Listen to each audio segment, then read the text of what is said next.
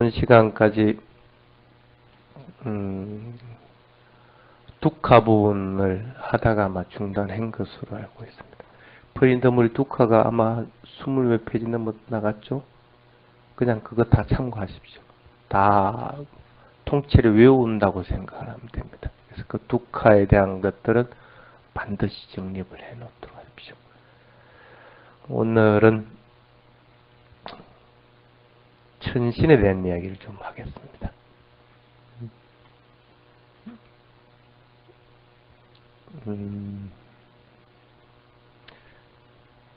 스님들이 돌아가시고 나면 승려장을 지내주는 경우가 딱 3가지가 승려장을 지내줍니다. 어떤 경우인지 아세요? 자선하다가 돌아가 있을 경우, 그 다음에 경행하다가 돌아가 있을 경우, 경행하다가 경행첩에 이렇게 몸을 쭉 빼나고 돌아가 있든지, 경행첩에 가서 이렇게 걸어놓고 나서 이렇게 돌아가시든지, 어쨌든 경행하다가 돌아가 있을 경우, 그 다음에 3번째가 법문하다 돌아가 있을 경우, 이럴 때는 상가장을 지내줍니다. 승려장을. 나머지 경우는 상가장을 안 지내. 그래서 그 경우는 뭐라고 하냐면 할 일을 하다가 죽었다고 그렇게 얘기하거든. 지 할 일을 하다가 죽었다는 거야. 그러니까 스님들은 그거 하라는 거야. 지 수행하고 남을 가르치는 거. 그게 스님들의 임무이기 때문에 그거 하다가 죽으라는 거라. 물론 아라한이 되면 더 좋지.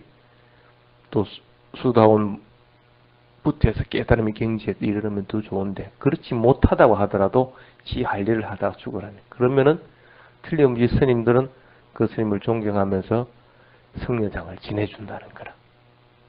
그렇지 않을 경우에는 승려장을 안 지내줘. 그게 일반인하고 차이가 납니다. 그 승려장을 지내고 나서 스님들에게 이제 보통 하는 얘기가 뭐라고 하면, 우리나라에서도 가끔 스님들 승려장 하면 뭐라고 그럽니까? 큰 스님들 어디 갔다고 그래요? 일반의 세계로 가셨다고 그렇게 얘기하죠? 그게는 아마 똑같은 것 같아. 저기서도 천상세계에 가셨다 하고 얘기합니다. 이거는 깨달음의 경지에 이르지 않은 스님들을 얘기하는 겁니다. 일반적으로 자기 승려 생활을 하다가 아까 얘기한 3가지 경우에 해당됐을 경우에, 그렇게 승려장을 지냈을 경우에, 스님 천상세계로 가셨다 하고 이제 얘기를 합니다. 또 언제 천상세계로 갔다고 얘기를 하느냐 하면, 왕족들이 돌아가 있을 경우에, 왕족이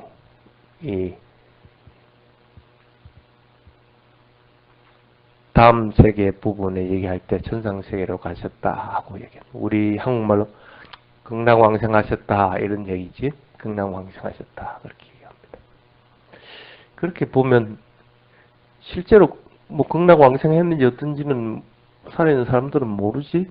근데 이제 예의상 그렇게 얘기를 합니다. 근데 경전 곳곳에 그런 부분이 많이 나오죠. 부처님이 누가 돌아가시거나 하면 다른 사람들이 물어봅니다. 부처님 저분은 어디로 가 있습니까? 천상에 태어났다.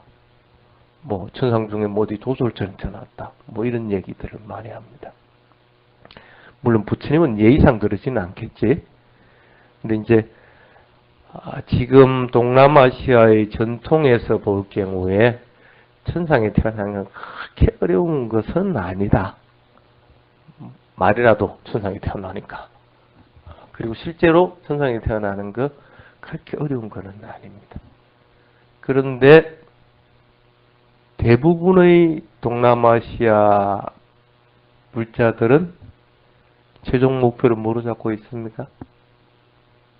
천상에 태어나는 걸 목표로 잡고 있습니다. 그러니까 우리말로 극락왕생하는 걸 목표로 하고 있다는 얘기입니다. 더 이상은 바라지도 않아요. 그러니까 너무 수행의 도화가 이러는 건 도저히 이거는 힘들고 어려워서 못 따라가겠다. 나는 이 생에서는 포기해버린다는 거야. 포기해버리고 잘해갖고 천상에나 태어나자. 이런 생각들을 강하게 가지고 있습니다. 여러분들은 안 그럴 것 같아요? 극락왕생하면 좋지 뭐. 안 그래? 극락왕생 이상 가는 것은 없다고 보던 경우가 있는데 왜 이런 생각들을 가지고 있는가 하는 부분입니다. 왜 그럴 것 같아요? 좀 목표를 크게 안 잡고 찐맨하게 뭐 천상에 태어나는 거. 근데 참 우스운 게 천상세계에 있는 천신들은 죽음을 맞이하는 때가 되면 어떤 생각을 가질까? 뭐로 태어나고 싶어 할까? 혹시 의문 가져본 사람 있어요?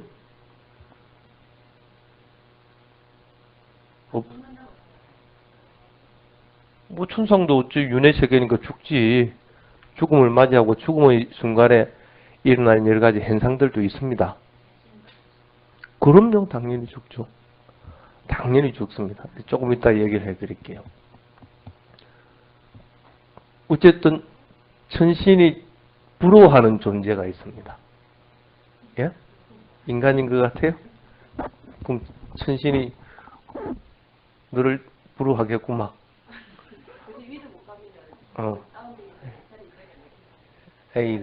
아이고 인간아. 천신이 뭐 한다고 뭐 인간을 부러워할 거라.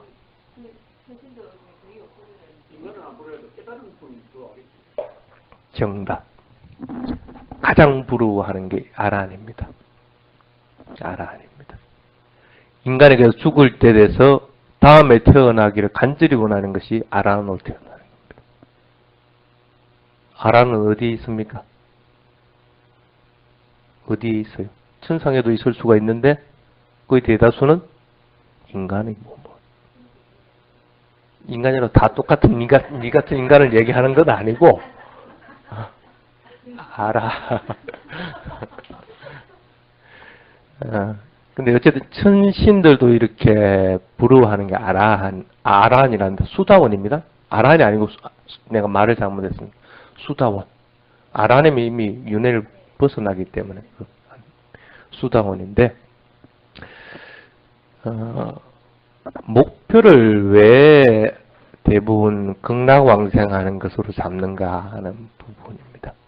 인간이 보통적으로 공통적으로 가지고 있는 게 오욕락이라고 이렇게 얘기합니다. 오욕락이 뭡니까? 쉽게 얘기하면 잘 먹고 잘 사는 겁니다. 그게 먹는 거, 그러니까 재물욕, 그 다음에 색욕, 식욕, 맹해욕, 수면욕, 그렇죠. 그걸 이제 오욕이라고 그렇게 합니다. 수면욕 하니까 찔려?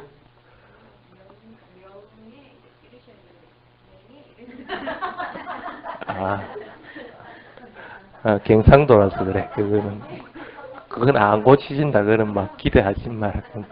말투가 그런 거. 어쨌든 명예욕하고 이렇게 5가지인데 5가지를 보통 크게 나누면 뭘 얘기하냐면 재욕하고 색욕이라고 그렇게 얘기합니다. 근데 오욕에서는 보통 재물 욕심을 맨 첫 번째로 올려놓는데 불교에서는 그렇게 얘기를 하지 않습니다.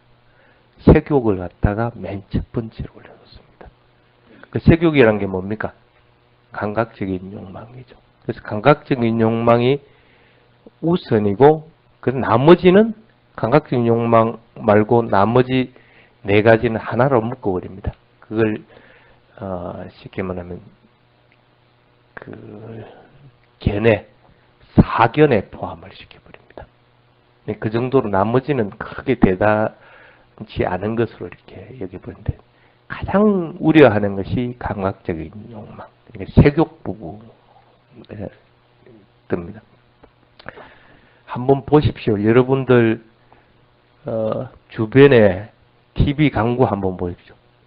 감각적인 자극들만 유도하는 것들입니다. 그거 아닌 거 있습니까? 예를 들어서 무슨 뭐 하이타이 선전하는데 뭐 잘 빠진 미녀가 그 등장할 이유가 뭐 있어? 그런데 하이타이 선전할 때 어쨌든 미녀를 등장을 시켜야 이걸 사는 거야. 다 그래 지금. 어쨌든 감각적인 것들을 등장하지 않으면 그 그것을 마케팅할 수 있는 것들을 찾지를 않아요. 그러니까 소비자들을 갖다 현혹시키기 위해서 어떻게 해요? 그런 자극을 준다는 거예요. 그런 자극을. 그 자극을 주면 그걸 가지고 사람들은 아 좋다 하는 필이 꽂힐 거 아니라 딱 필이 꽂히면 어떻게 해요? 좀 사야 되겠다 하고 이제 마음을 먹게 되는 거지. 그러면 그렇게 마음 먹으면 어떻게 돼? 안달이 나는 거야. 그거 못 사면 큰일 나는 거야. 어쨌든 그걸 사야 되는 거야. 이런 패턴들을 유도를 하게 돼. 감각적인 욕망으로 인해서 일어나는 게 뭡니까? 12연기에서 불교에서 일어나는 게 뭐예요? 느낌이 일어나집니다. 느낌으로 인해서 일어나는 게 뭡니까? 집착이 일어나집니다. 집착으로 인해서 일어나는 게 뭡니까? 업유. 업이 형성되는 거라. 그럼 업이 형성되면 어떻게 돼요? 윤회하는 게 된 거라. 다시 또 태어나게 되는 거예요. 이런 과정을 광고 마케팅한 게 꼭 같습니다. 그 부처님이 말한 윤회의 고리하고 틀린 게 하나도 없어요. 틀린 게 어디 있어? 뭐 다 똑같은데. 과학적 욕망을 일으키게 만들고 그로 인해서 아 좋다 싫다는 느낌을 갖다 일어나게끔 만들어야 되는 거고. 그 좋은 느낌 있으면 어떻게 돼요? 취하려고 해야 되는 거라 집착하게끔 되는 거고. 그 집착을 하면 어떻게 돼요? 안 사고 못 배기는 게 뭡니까? 그게 업입니다. 업의 흐름에 이미 들어버리기 때문에 그 뭐 벗어날 수가 없는 거라. 그 업이 형성돼 버리는 거라. 그 좋으면 어떻게 해요? 좋다고 해야 되는 거고. 싫으면 어떻게 해요? 싫다고 해야 되는 거고. 그거 쉽게 끊는 사람이 있습니까? 그 못한다는 거라. 그걸 갖다가 붙이면 업이라고 그래. 업이 형성돼 버린다. 업이 형성돼 버리면 어쩔 수 없이 업을 지버리는 거야. 업을 지버리는 거 어떻게 돼요? 사버리게 되는 거죠. 안 그러면 여러분들 같은 경우에는 성질 났으면 성질 난 걸 갖다가 탁 잠재를 못하고 탁 큰 소리 질러버리게 되는 거야. 그렇게 해가지고 업을 지어버리는 거야. 지어버리면 어떻게 돼? 요거로서로 인해서 다른 게 또 생겨나 버리죠. 그러니까 새로운 탄생이 일어나 버린다. 그것 외에는 틀린 게 하나도 없습니다. 그러니까 부처님이 봤을 때는 뭐 오욕락이 뭐 어쩌고 저쩌고 해도 감각적인 욕망 이거 이상 그 뭐라고 할까 다스리기 힘든 게 없다고 봐진 거예요. 가만히 부처님도 고민을 해보는 거라. 이걸 어떻게 해야만 이걸 갖다 끊도록 다른 사람들에게 설명해 줄 수 있는가? 뭐겠어? 뭐로 가지고 설명을 해 줄 수 있겠어요? 여러분들이 부처님이랑.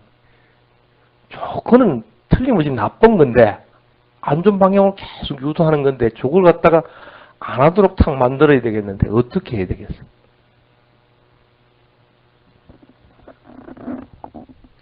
거기서 이제 등장하는 것이 이제 부처님이 얘기한 족세 부분입니다. 10가지 자물쇠라는 뜻입니다.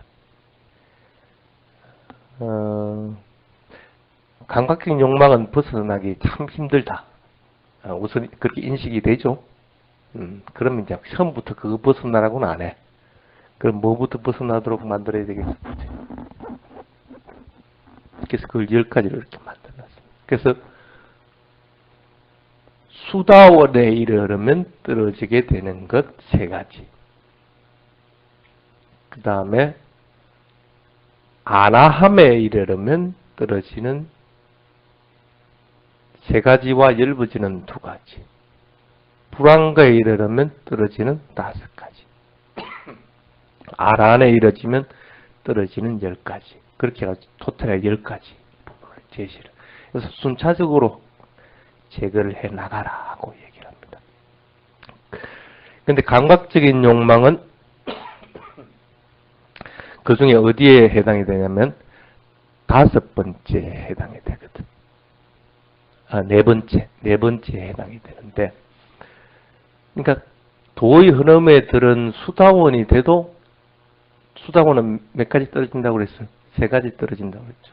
세 가지 바뀌니까 안 떨어지는 거야, 감각적인 욕망. 그러니까 수다원에서 그 도의 흐름에 들기 위해서는 감각적인 욕망을 먼저 떨어뜨리려고 하는 것보다는 다른 걸 떨어뜨리는 게 오히려 순차적이다. 그게 뭐냐면 유신견, 회의적 의심, 개금치 그렇게 되어 있습니다. 예를 들어볼게요. 회의적 의심, 개금치, 그 다음에 유신견, 나라고 하는 견해를 가지는 것, 그 다음에 회의적 의심, 그 다음에 자기가 하는 것들이 최고다. 위파사나 수행이 최고다. 아니면 관세음보살 연불을 하는 게 최고다. 하는 이런 걸 개금치라고 하는데 자기가 견해를 세운 것들에 대해서 붙잡는 것들이에요. 이 세 가지는 가만히 보면 견해에 포함이 되죠. 견해에 포함됩니다. 대부분이. 견해를 가지고 있으면 생겨나는 것이 이것들입니다. 이걸 떨어뜨려 주기 위해서 필요한 것들이 뭘까 하고 이제 부처님이 고민을 합니다. 어쨌든 도의 흐름에 들어야만, 도의 흐름에 든다는 건 뭐냐면 그냥 다시는 다른 것으로 인해서 그 마음이 흔들리지 않는다는 거라. 마음이 흔들리지 않아가지고 물이 있으면 물에다가 몸을 탁 띄어놔 놓으면 뭐 내가 그렇게 노력 안 해도 어쨌든 동동동동 물살을 타고 이렇게 바다로 간다는 얘기예요. 근데 요 물에다가 탁 사람을 띄워놓기가 힘들다는 거라. 왜? 감각적인 욕망들이 있어서 요걸 안 가려고 하는 거라, 사람들이. 그래서 물에다 먼저 띄워놔놓는 작업을 갖다 해야 되겠다 싶어서 앞에 이 세 가지를 갖다 부처님이 제시를 해놔놓습니다. 자, 그러면 이제 그런 형태들을 띄고 있는데, 그러기 위해서 이제 부처님이 필요한 것과 이제 필요하지 않은 부분들에 대한 얘기를 합니다. 범부중생이라고 그렇게 하는 부분입니다. 범부라고 하는 것은 쉽게 얘기하면 도화가를 지향하지 않는 사람들, 이걸 범부라고 그럽니다. 예를 들어 볼게요.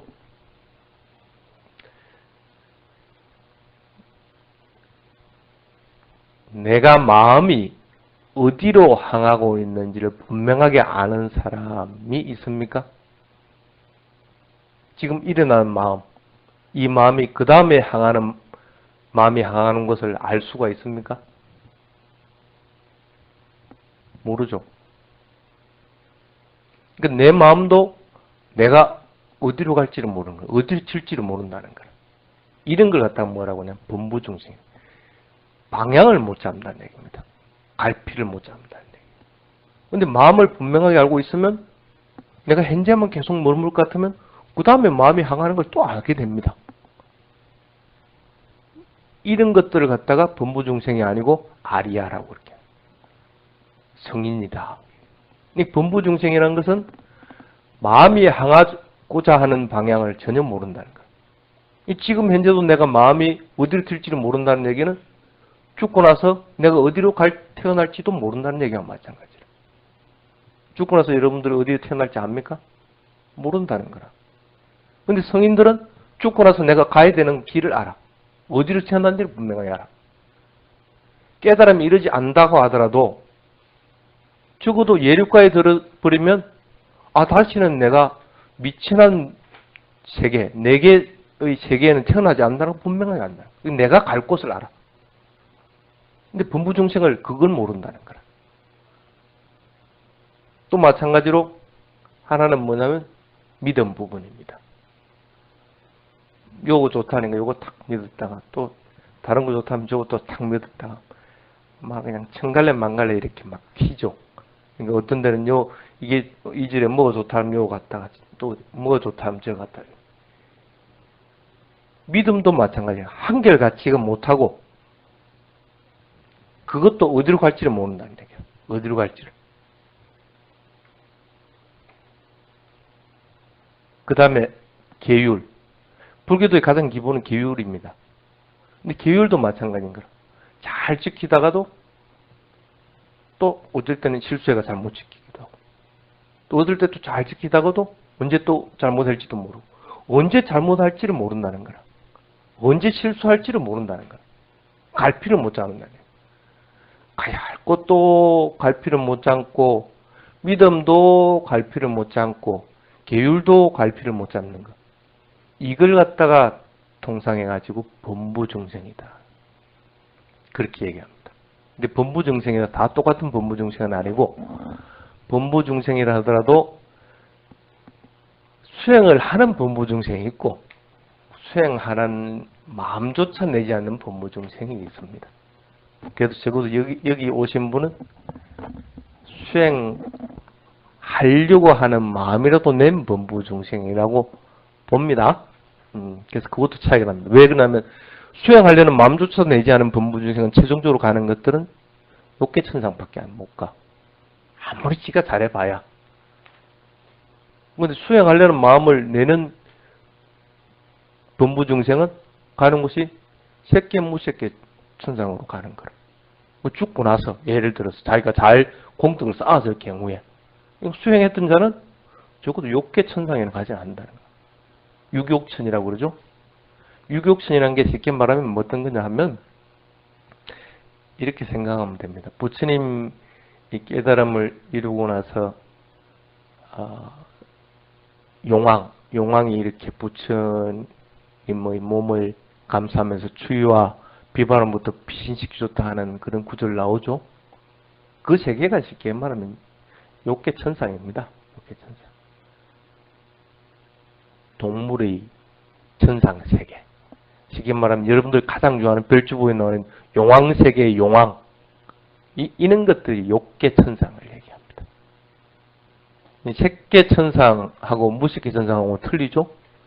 색계하고 무색계는 분명하게 틀립니다. 욕계는 감각적인 욕망을 지니고 있는 천상 세계고, 색계는 감각적인 욕망은 없는데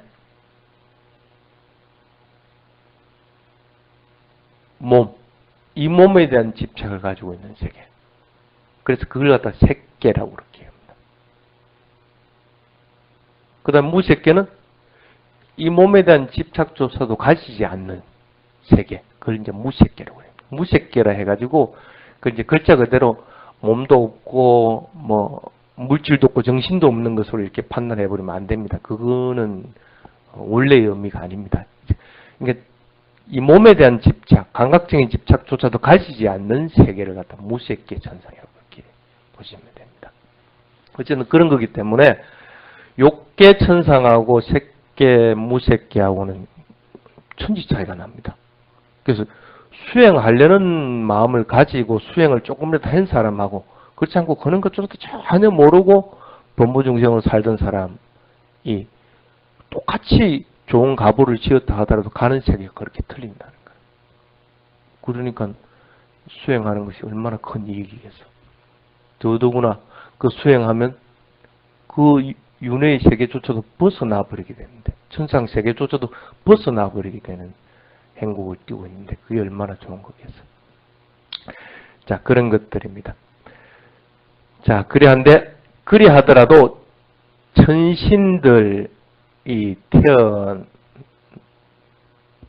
천신들이 어떻게 태어나는지 아세요? 그렇죠. 천신들은 화신으로 태어나집니다. 저번에 한번 설명했죠. 미소녀의 모습으로 뚝딱 태어나지게 된다.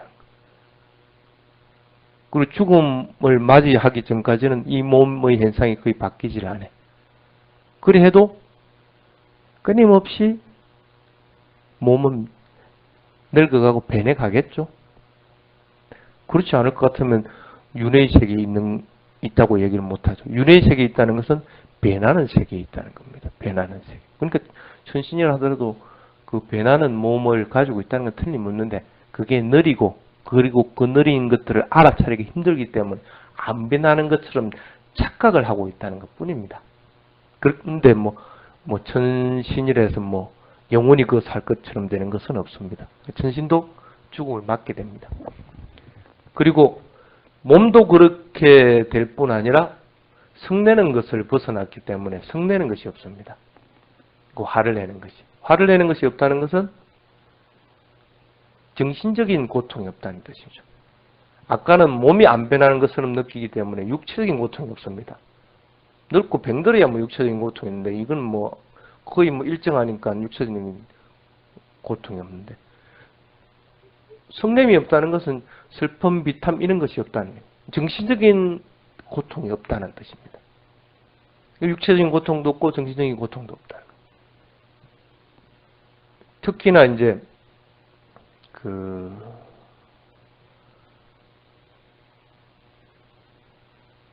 이런 세계이기 때문에 보통 우리가 천상 세계를 뭐라고 합니까? 항상 즐거운 세계다 하고 얘기를 하는 겁니다. 근데 즐거움만 있겠어? 그것도 틀림없이 고통이 있습니다. 고통이 있는데 그 고통이 짧고 그렇다는 거예요. 어떨 때 고통이 있는가 하면 죽음에 임박하게 될 때. 천신들도 예지력이기 때문에 자기가 죽을 때를 합니다. 죽을 때가 되면 일어나는 여러 가지 현상들이 있습니다. 공통적으로 천상세계. 땀, 겨드랑이가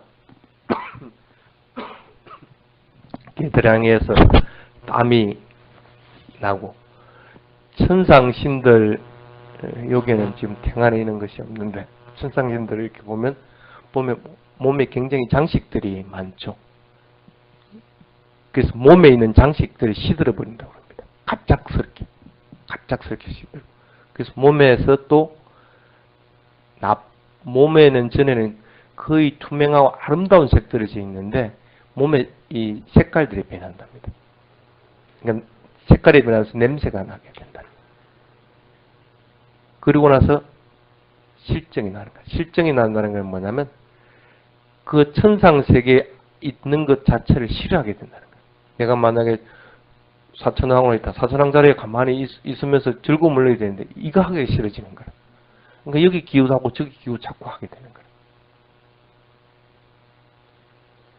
그런 것들이 탁 나타나면 그 다음으로 바로 죽음을 맞이하게 된답니다. 그래서 뭐 인간으로 태어나든지 아니면 뭐 다시 천상이 태어나든지 아니면 뭐 축생으로 태어나든지 이렇게 변하게 된다고. 그런데 마지막 그 죽음의 순간에 천신들이 공통적으로 이렇게 딱 생각 하나가 있습니다. 아, 내가 차라리 천신으로 태어나지 않고 이렇게 태어났으면 얼마나 좋았을까 하고 생각하는 게 있다. 그게 뭐라고요? 아까 얘기했잖아요. 수다원이야. 아마 차라리 수다원으로 태어나서 수다원은 뭡니까? 7생 이내에 이 윤회를 뛰어넘어 버리는 거라. 근데 천신으로 아무리 태어나도 오래도록 있다고 하더라도 죽음을 맞게 되는 거니까 죽고 나서 또 윤회 어디로 태어날지 자기도 모르는 거라. 왜? 천신으로 태어난 분들도 수행했던 천신도 있고 수행하지 않은 천신도 있단 말입니다. 그러니까 수행했던 범부중생, 수행하지 않은 범부중생이 가는 곳이 이 천상세계라. 그 수행을 완성하지 않은 범부중생이 가는 길은 아까 범부중생은 뭐라고 했어요? 모른다고 했죠. 갈피를 못 잡는다. 믿음에 대해서 갈피도 못 잡는 거고 계율에 대해서도 갈피를 못 잡는 거고 그리고 죽고 나서 가야 될 곳도 갈피를 못 잡는 거고 갈피를 못 잡는 건데 당연히 죽고 나서 어디로 갈 줄 알았어 자기가. 또 얼마나 윤회일 줄 알았어. 모른다는 거야. 그러니까 부러워하는 게 수다원이야. 적어도 그분들은 7생 이내에 이런 뭐 윤회고를 벗어나 버리니까 얼마나 자기가 가고 싶겠어. 그래서 최고로 바라는 게 수다원으로 태어나길 바란다. 그럼 자기가 태어나고 싶다 해서 태어나지는 건가? 절대 자기가 원한다 해서 태어나지는 아닙니다. 여러분들도 마찬가지입니다. 내가 다음 생에 뭐로 태어나기를 그 소원 다 들어줄 것 같으면 윤회가 뭔 필요가 있으면 그냥 소원만 빌고 앉아만 있지. 그렇게 될 수가 없는 거라. 그런 것이 수다원이라고 하는 겁니다. 근데 아까 수다원은 뭐라고 그랬어요? 세 가지만 끊어버리면 적어도 수다원에 이르른다고 했어요. 대부분 견해에 대한 것들입니다. 그거 좀 쉽지 않겠어요? 견해 끊는 건데 안 쉽어요?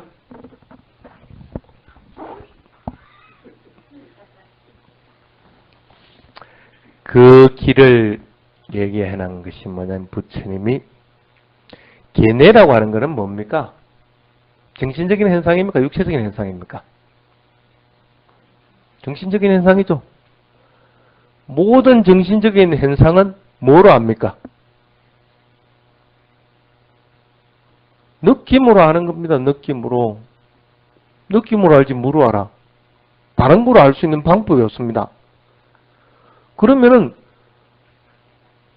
느낌으로 끝나버리면 되는 겁니다. 다른 방법이 전혀 없습니다. 느낌으로만 끝나버리면 게임 끝이라. 쉽잖아. 수다원대기. 안 그래? 좋은 느낌, 좋은 느낌이다 하고 끝나버리면 돼. 싫은 느낌이 싫은 느낌이다 하고 끝나버리면 돼. 그 이상 뭐 할 게 있어. 되게 쉽은 건데 얼마나 쉬운 거라. 예를 들어서 욕심이 막 일어났다. 머릿속에. 그러면 욕심이 일어났다. 욕심이 일어나면 어떻게 돼? 좋은 느낌이 일어나겠지. 그럼 좋은 느낌이 일어났다 하고만 알아차리면 끝나버린다는 거예요. 좋은 느낌으로 인해서 그 집착하려고 하지는 않는다는 거예요. 느낌으로 끝나버리면. 근데 이 느낌으로 끝나지 못하니까 그리고 느낌이 일어났다는 걸 알아차리지 못하니까 어떻게 돼요? 집착하게 되고 또 그 다음에 집착으로 인해서 존재 이유가 되고 업이 형성되고 그로 인해서 윤회를 하게 된다. 느낌으로 끝나는 것. 정신적인 것들은 반드시 느낌으로 끝나야 한다. 부처님이 이랬단 말입니다. 그것이 윤회를 벗어날 수 있는 오직 유일한 길이다. 다른 거 없다는 거예요. 윤회를 벗어나는 게 다른 길이 있을 수가 없다는 거예요. 그래서 부처님이 뭐라고 했어요? 12연계의 고래를 끊을 수 있는 것은 오로지 수, 느낌에서만 끊을 수 있다. 다른 것에서 끊을 수 있는 방법이 없다는 거예요. 자, 그러면 느낌에서 윤회를 끊는 방법에 대해서 얘기를 했습니다. 그래도 당장 나는 도저히 그건 못하겠다. 그런 사람들이 있을 수가 있는데 그런 사람들을 위해서 그러면은 지금은 못해도 다음 생에 하시오 하면서 그러면 이 생에서는 그럼 죽고 나서 어디로 갈 거라? 적어도 인간으로 다시 태어나든지 천상으로 태어나든지 이렇게 해야 될 거 아니라 그래야 희망이라도 있지. 축생이나 아수라로 태어나면 그거 진짜 골치 아픕니다. 왜?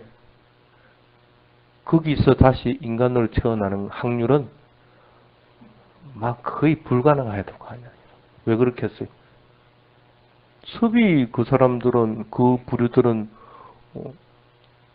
남을 죽이고 남을 해코지하고 고통스러운 것이 섭인데 그걸 섭으로 살아가는 부류가 좋은 것도 있고 나쁜 것도 있고 그 나쁜 짓 했으면 나쁘다고 내가 잘못했다고 마음에 그 죄책감이나 들고 이런 부류까지 올라서려면 얼마나 힘들겠어. 안 돼요. 거의 안 돼.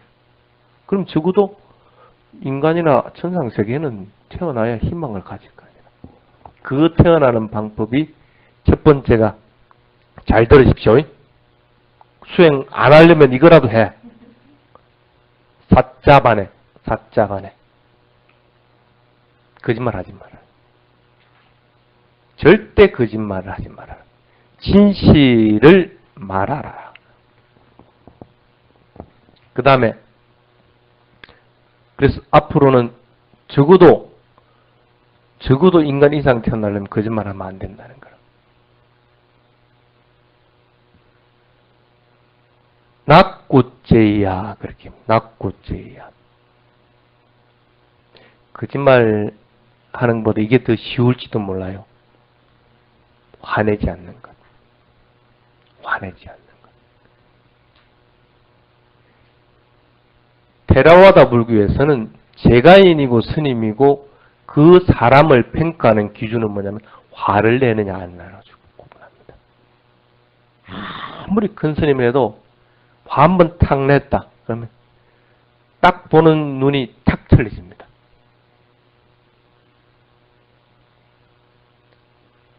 화를 안 내는 거 어려운 것 같죠? 오히려 거짓말 안 하는 것보다도 쉬워. 거짓말 안 하려고 마음을 먹는 그런 용기만 있으면 화 안 내게 됩니다.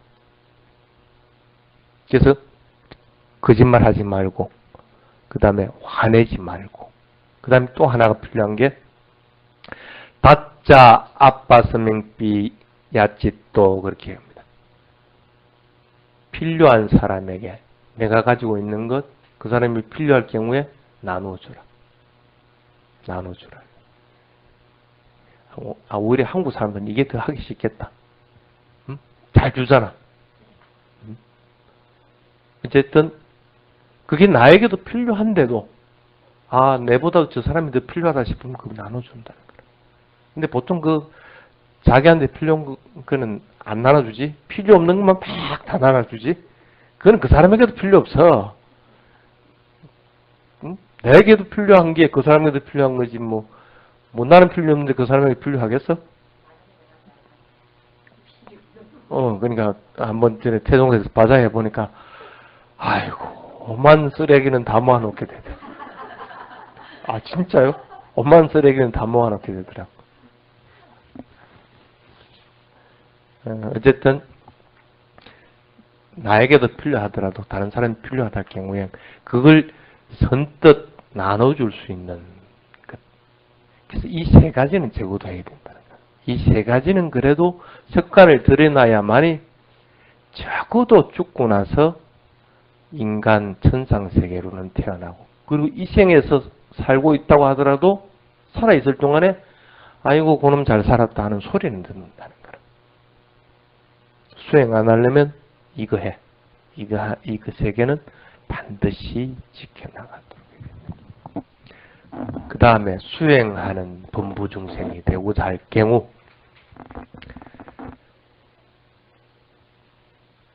수행하고자 하는 범부중생은 천상에 태어나든지 그렇지 않으면 천상으로도 벗어나는 길을 찾는다는 뜻입니다. 뭘 해야 될까? 아까는 세 가지를 하라고 그랬는데 이번에는 몇 가지일까? 더 많을 것 같아요? 한 가지. 윗바사나. 이건 내 얘기 아닙니다. 내 얘기 아닙니다. 내가 스님이 자꾸 윗바사나 하라 하니까 스님 얘기인 줄 알고 있는데 부처님 얘기예요. 부처님이 딱 한 가지만 하라 하고 얘기했어요. 그 경전 구절을 얘기해 볼게요. 신속히 비난하기 위한 고든 도는 바로 네가 닦아야 할 윗바사나의 팔정도이다. 윗바사나의 팔정도라는 거.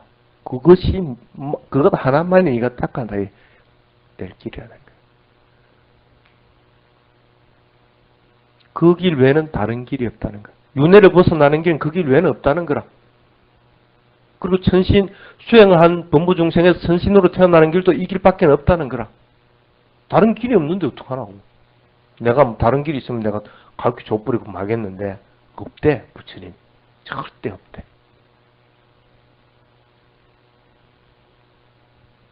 자, 무엇을 관찰해서 윗바사나 수행을 할 것인가? 이거 윗바사나 외에는 없다니까. 뭘 관찰해야 할거라, 윗바사나 수행할 때?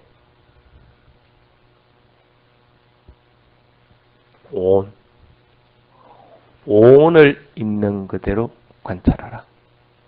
경전을 지금 부처님이 하신 말씀을 내가 그대로 들려주는 겁니다. 내 얘기 아닙니다. 온이 뭡니까? 색, 수, 상, 행, 식. 오온을 그냥 있는 그대로 이 몸뚱이면 이 몸뚱이라고 알아만 차리면 되고, 느낌이 있으면 느낌이라고, 아프면 통증이면 통증이 있다고 알아차리는 거. 그다음 뭘 인식했다고 하면 뭘 인식했다고 알아차리는 거. 내가 마음을 갖다가 기울이면 내가 의도하고 있구나 하고 알아차리는 거. 이런 것들을 하라는 거야. 오온을 그냥 있는 그대로 알아차리라는 거야.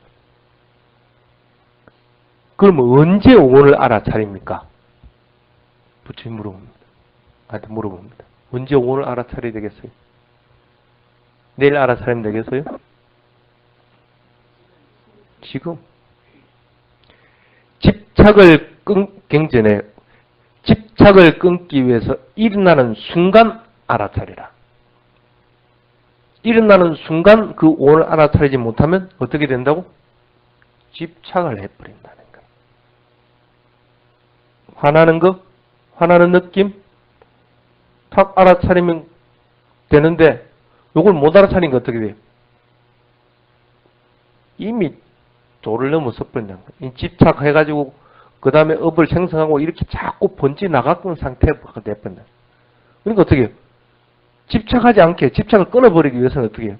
지금 현재 알아차리는 수밖에 없다는 거예요. 일어나는 순간 알아차리지 못하면 영원하다고 판단해버린다. 나의 것, 나의 영혼이란 것. 영원하다고 판단해버린다. 여러분들도 그렇지 않습니까? 내가 얘기하는데 내 거 왜 가지고 가느냐? 나라고 하는 것들이 딱 걸려버린다는 거예요. 그건 왜 그렇겠어요?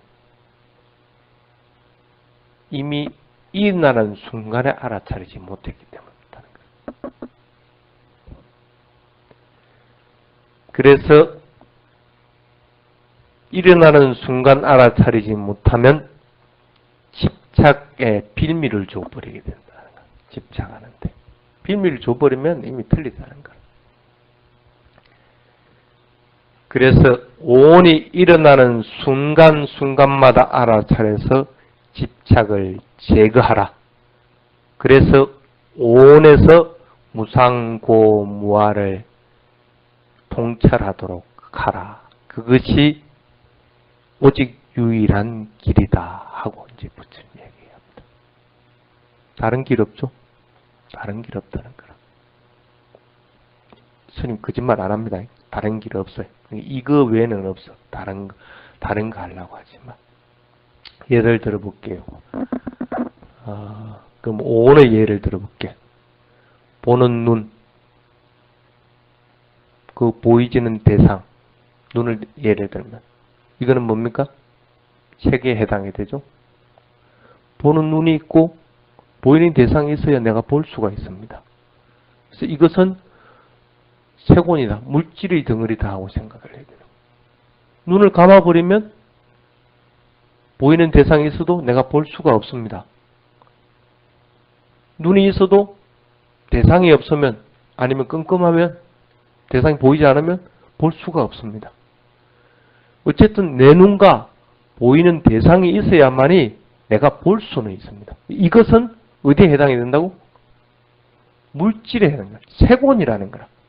물질에 해당이 되는 것이지 이것이 내 것이 아니라 물질하고 내 것하고는 틀립니다. 내 것이라는 것은 물질과 마음이 같이 합해진 것이 내 것이라. 근데 물질만 있을 때는 어떻게 돼요? 내 것 아니라. 죽고 나서 숨 탁 떨어지고 나면 어떻게 돼요? 누가 건드려도 몰라요. 당연히. 왜? 마음이 없기 때문에. 마음이 없고 물질만 있을 때는 그건 아무짝에도 못 쓰는 거거든? 그렇게 생각하는 거예요. 이 눈이라고 하는 것은 물질이라는 거라, 물질. 단순히 눈이라고 하는 물질, 손이라고 하는 물질, 다리라고 하는 물질에 지나지 않는다고 판단해요. 그게 색온이라. 물질의 집합체가 이 몸이라는 거라. 그래서 몸을 갖다가 32가지로 부처님이 나눠놔서 머리털, 손톱, 발톱, 이빨 이렇게. 그거 하나는 다 머리털 여러분들이 이거 하나 뺀다 해가지고 이거 아까워합니까? 물론 그것도 아까워하는 사람도 있었기라. 근데 대부분 사람들은 요거 하나 이 빠져가지고 이 밑에 돌아다니는 이게 아까워 안 합니다. 근데 이것도 물질이고 요것도 물질인데 왜 요거는 아까워하느냐는 거야. 누가 내 시선에 눈에 뭐가 보인다. 그럼 왜 자기 마음으로 판단한 거 가지고 그 사람을 좋아하고 싫어하고 하느냐는 거야. 근데 눈이라는 건 단순히 물질인 것 뿐인데 머리카락과 똑 마찬가지라는 거야. 그렇게 판단을 하라는 거야. 이건 물질이라는 거야. 여기 있는 것만 그러냐? 밖에 있는 대상도 마찬가지라는 거야. 잘생긴 사람, 못생긴 사람 똑같은 물질이라고 봐버리면 잘생긴 사람에 대해서 좋아하고 못생긴 사람 싫어하고 하지를 않는다는 거야. 물질로 봐라는 거야. 물질. 그걸 세곤이라고 해요. 세곤. 이해하겠습니까? 그 다음에 수온. 보는 눈에서 일어나는 느낌. 느낌은 어떤 게 일어납니까? 즐거운 느낌, 괴로운 느낌, 부듬듬한 느낌. 그 느낌들을 수온이라는 거라. 즐거운 느낌이라고 집착하고 괴로운 느낌이라고 배척하지 말라는 뜻이라. 수온으로 알아차리는 거야. 느낌은 느낌일 뿐이라. 왜? 느낌이 안 변하면 참 좋겠는데 이런 변하거든.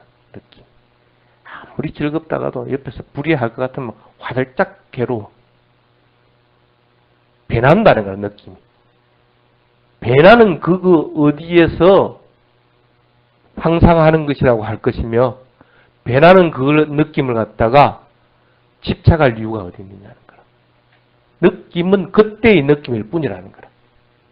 그때의 즐거운 느낌일 뿐이고 그때의 괴로운 느낌일 뿐이라는 거야. 이걸 수온이라고 하는 거야. 느낌으로서 알아차리라는 거야. 그렇지 않으면 즐겁기 때문에 즐거운 느낌이 항상 한다고 생각해버리기 때문에 내가 집착하게 된다. 항상 한다고만 생각 안 할 것 같으면 집착 절대 안 해.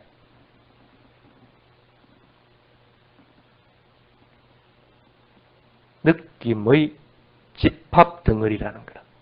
괴로운 느낌의 집합 덩어리.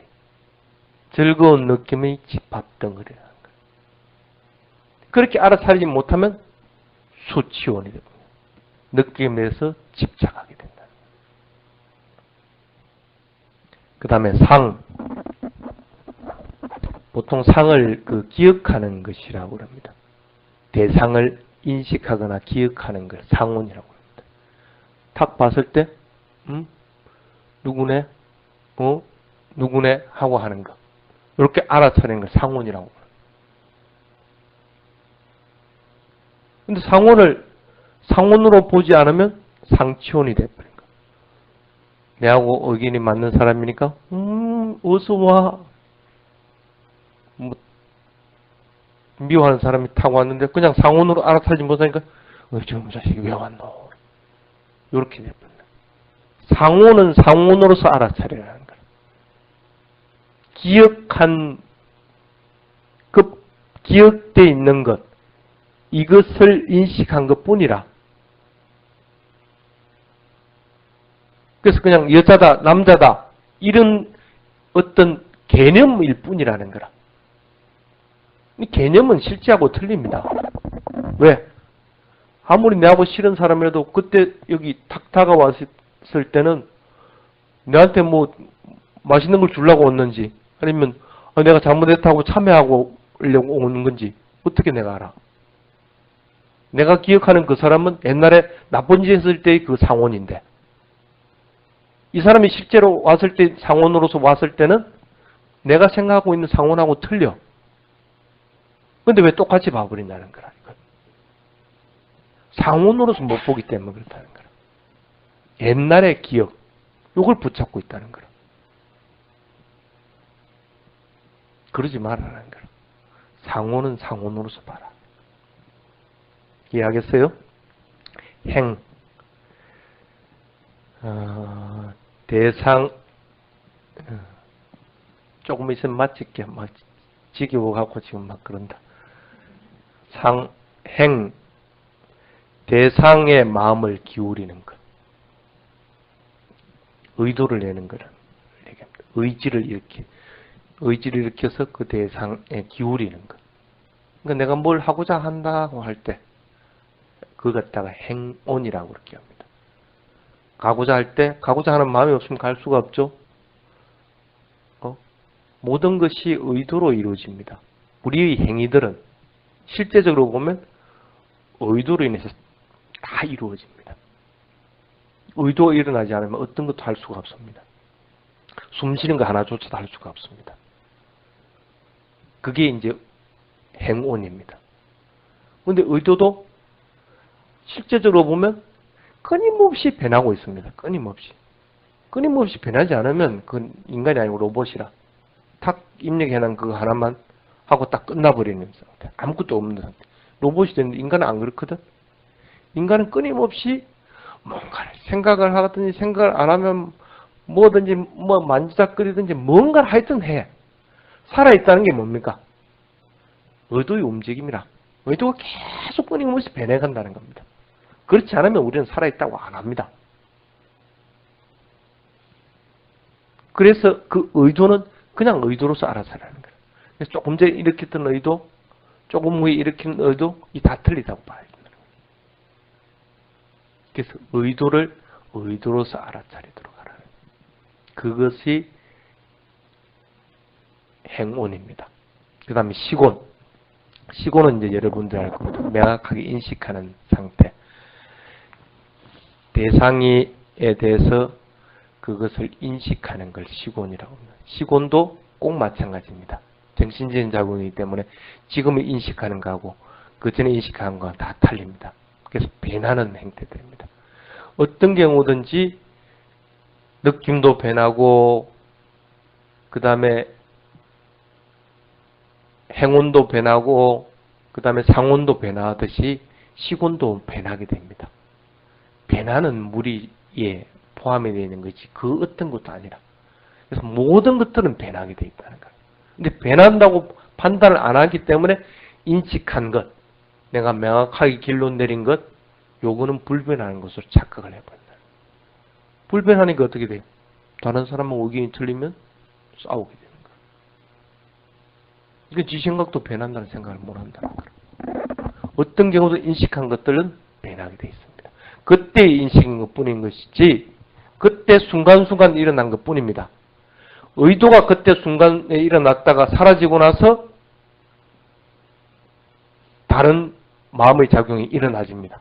그 다음 마음의 작용이 일어나 사라지고 나서 다시 또 다른 마음의 작용이 일어나서 사라진 것뿐이라는 거예요. 그 범주에 속한다는 거예요. 시곤이라는 것도. 내가 명확하게 인식한 것 같지만 그것도 앞에 조건으로 인해서 일어난 것뿐이라. 그리고 시곤도 사라지고 나야 또 다음 마음이 일어나진다는 거예요. 그 연속선상의 아무것도 아니라는 거예요. 이렇게 바라는 거예요. 볼 때. 조금 전에 보는 것 가지고 얘기를 했습니다. 듣는 것도 꼭 마찬가지입니다. 듣고 냄새 맡고 맛보고 몸으로 접촉하고 마음으로 생각하고 하는 것, 이 모든 것들이 오의 범주에 속한다는 거예요. 그 이상 이하도 아니라는 거예요. 이렇게 알아차야만이 윤회를 벗어날 수가 있다. 벗어나지 못하더라도 적어도 아까 얘기했죠. 견해의 세 가지 범주. 그거 벗어나버리면 수다원이 되는 거라. 수다원이 되든지. 서로 견해의 범주를 못 벗어난다고 하더라도 윤회하더라도 어디에 태어난다고요? 색계, 무색계, 천상세계 인간으로 태어나든지 이 길을 그러니까 밑으로는 들어지 않는다는 거예요. 얼마나 좋은 거라. 조금만 공부하면 돼. 알겠죠? 자, 이제 수업이 됐으니까 오온에 대한 글 하나밖에 못했네. 그래도 뭐 다 이해할 거라고 봅니다. 다음 시간에는 희망과 욕망 부부에 들어가도록 하겠습니다. 프린트물 공부해 오시기 바랍니다.